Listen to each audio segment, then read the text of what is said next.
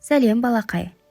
Қазір сен күнді кім жаратқан, және ол аспанға шыққан кезде неге қызарып шығады, ал батқан кезде неғып қызарып бататынын еститін боласың. Ендеше кеттік. Күннің негізі тозақ оты екен.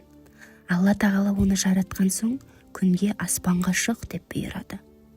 Күн Құдайға уәж айтып: егер аспанға шығатын болсам, қараңғы халық жаратушы Құдай деп маған табынып, тура жолдан адасады.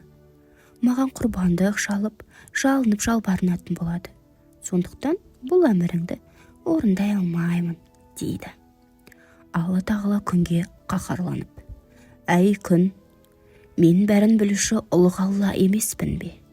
Мақлұқтарым сені Тәңір деп танымас үшін түнді де қоса жараттым, дейді де періштелерге қарап: күнді аспанға күштеп шығарыңдар, деп әмір етеді.